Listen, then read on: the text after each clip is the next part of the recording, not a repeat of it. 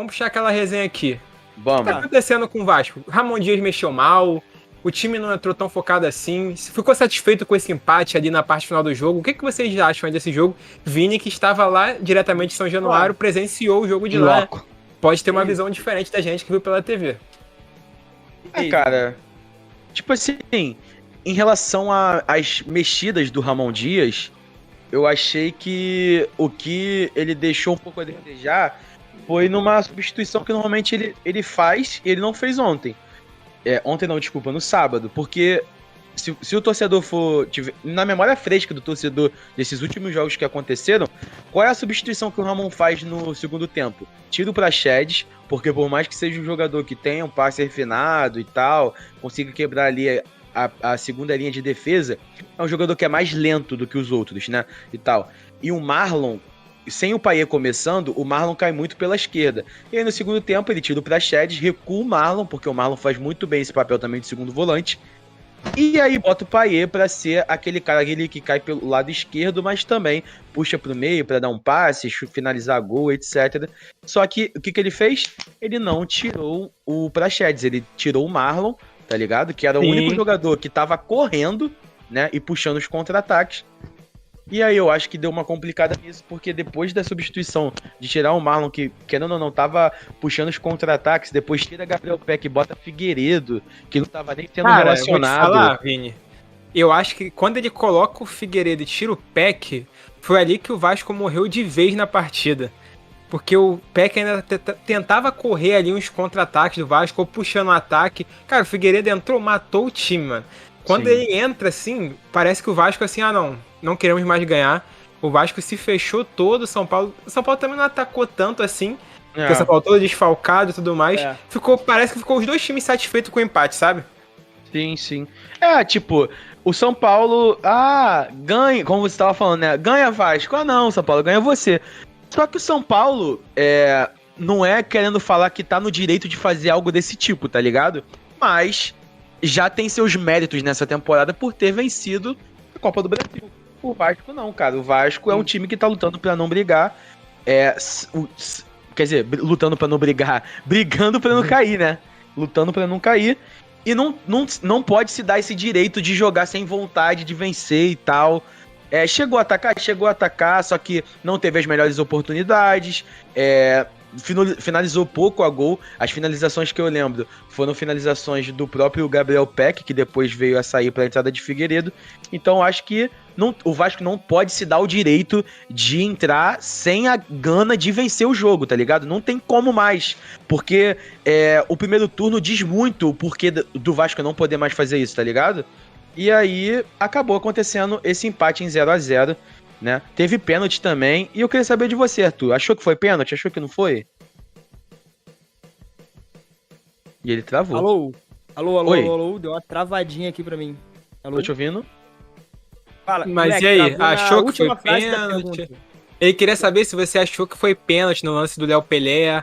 Também teve aquele lance do Peck no primeiro tempo, que a torcida do Vasco ficou reclamando de um Cara, pênalti. então, esse lance do Peck, eu não sei, porque tem horas que eu vejo, eu acho que foi pênalti, mas depois tem horas que eu vejo e não me parece tão pênalti assim. Mas a primeira, quando eu vi o lance no replay, é porque, de novo, a gente vai bater naquela tecla do replay em câmera lenta, né? O replay em câmera lenta, enfim, acaba deixando o lance complicado. Sim. Mas assistindo em câmera lenta, tem um contato. Exato. E aí eu vi Também a achei. dublagem do Gabriel Machado, não é? Gustavo O rapaz Gustavo Machado. Que, se eu não me engano, um jogador do Vasco pergunta pro juiz. Ele fala assim, se fosse fora da área, você ia marcar falta, não ia? E aí acho que o juiz até fala, marcaria e tudo mais. E aí, tipo, é um lance que, de novo, cai naquela tecla da falta de critério da arbitragem. Mas, eu queria ouvir vocês em relação ao pênalti, mas eu também tenho uma opinião sobre isso. Eu acho que é pouco um time como o Vasco ter que depender de um possível pênalti para vencer um jogo, tá? Porque a gente sempre fala aqui da crescente que o Vasco da Gama estava na temporada. Principalmente depois, naquele primeiro momento com o Ramon Dias. Era um time que estava jogando bem, que tem um potencial muito grande. Hoje eu estava brincando de fazer aquela simulação do Campeonato Brasileiro, E o Vasco terminou na 14ª posição, cara, na minha simulação. Então é o time que eu consigo enxergar brigando por coisas grandes. Não sei se nessa temporada ainda, mas eu enxergo como potencial de Sul-Americana, por exemplo. Eu acho que o Vasco não é um time que tenha peças que mostrem que o time mereça estar nessa posição. Eu acho que tem um time que pode brigar por mais. Mas é isso, não pode se acomodar. A gente tem que perceber que ainda tem campeonato pro Vasco. O Vasco teve um momento bom, conseguiu dar uma respirada, mas parece que a torcida, não sei se todo mundo, mas eu percebi uma boa parte na internet, já comprou aquele discurso de, cara, nós vamos sair independente e é isso, é tudo festa agora. Acho que não. Ainda tem algumas rodadas, o Vasco ainda tem dado uns tropeços que não pode dar nesse momento. Porque não tá nessa situação de tanto respiro assim.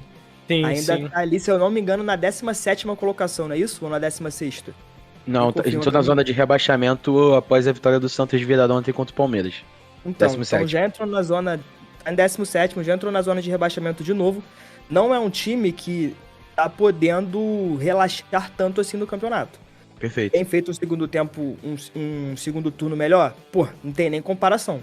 O primeiro turno do Vasco foi péssimo. O segundo turno tem sido de um respiro, tem sido de uma possível esperança. Mas tem que melhorar algumas coisas. Essa postura do Vasco, que vocês falaram muito bem, do Vasco ter entrado morno em campo. O São Paulo também, mas o São Paulo, por exemplo, o Campeonato Brasileiro não é mais uma obrigação ou um objetivo, né? O São Paulo já tá garantido na Libertadores. Exato, Tá jogando ali pra cumprir tabela no Brasileirão, pontuar pra não ser rebaixado, que dificilmente São Paulo vai ser rebaixado, só uma tragédia. Sim. Mas aí, pô, o Vasco tem que abrir o olho, mais do que já tá abrindo, né? Porque já tá na zona de rebaixamento de novo, tinha conseguido escapar, tá um ponto ali pra sair da zona de rebaixamento. Mas esses pontos em casa é o que fazem muita falta no final, o que fizeram muita falta no primeiro turno. E, pô, de novo, a gente bate naquela tecla que quase o Vasco toma um gol no final do primeiro tempo de novo, que foi o lance do pênalti do Léo Pelé, que aí o São Paulo acaba perdendo. E, pô, Léo Jardim acertou o canto, mas bateu muito mal, né? Bateu muito mal. O Elton Rato bateu mal demais. O Elton Rato bateu mal e o Rames ainda... Perdeu. Pô, eu acho que o do Rames foi mais bizarro do que o do Elton Rato, tá ligado? Porque, tipo, a bola vem à feição, não vem rápida, vem à feição na perna esquerda, que é a boa dele, tá ligado? O Léo Jardim caído. Exato. Não, o Léo Jardim que, cara, de novo agarrou muito, ótima atuação. No final do primeiro tempo ele salvou o Vasco. Exato. E aí, é um cara que, tipo assim, tá muito concentrado. É um cara que não tá se deixando abalar nem com os elogios, nem com as críticas, pelo que eu percebi. Porque, tipo, muita gente não teve essa visão, acho que nem foi noticiado isso, mas quando o Léo Jardim tá saindo de campo, ele foi o último a sair, né? Dos jogadores do Vasco, pelo fato dele estar lá no gol, lá no canto, né, e tal, né, longe longe do túnel, né, de acesso aos vestiários, e aí a torcida começou a cantar, né, Jardim, e ele nem olhou pra torcida, tá ligado? Ele nem agradeceu a torcida. Então, tipo, ele tava muito concentrado. Eu acho que não foi no sentido de menosprezar o que a torcida tava gritando e tal, mas, tipo assim, foi de concentração mesmo, tá ligado? Então, foi um cara que foi decisivo, sabe? Se a gente for citar algum nome, obviamente, pelo fato de ser um empate, a gente não pode citar aqui um destaque da partida, a gente só cita normalmente nas vitórias, mas, pô, se tivesse que citar um nome, sem dúvida seria o Léo Jardim pela partida que fez, pelo pênalti que defendeu e também em uma bola, também em um contra-ataque do São Paulo no segundo tempo que ele pegou, filho. Parecia até o Manuel Neuer, pô, esquece. Pô. Bizarro. Mas, cara, não, é aquilo que a gente pode falar, falou, não, só terminar aqui, LF, é aquilo que a gente falou, né? Quando chega um jogo em que o goleiro é o melhor da partida, é porque tem alguma coisa errada. E, ó, eu só queria pontuar aquele assunto de novo do lance do Léo Pelé, do pênalti, porque isso tá virando um comum no futebol brasileiro, essa discussão dos toques de mão, que cada rodada após rodada, tá tendo um lance que tem toque de mão diferente ou parecido, só que, pô, o pessoal não entende bem a regra, a gente mesmo aqui não entende bem a regra, cada hora é uma regra diferente que aparece, cada hora é interpretativo, não é? Mão natural, tá atrapalhando a trajetória da bola.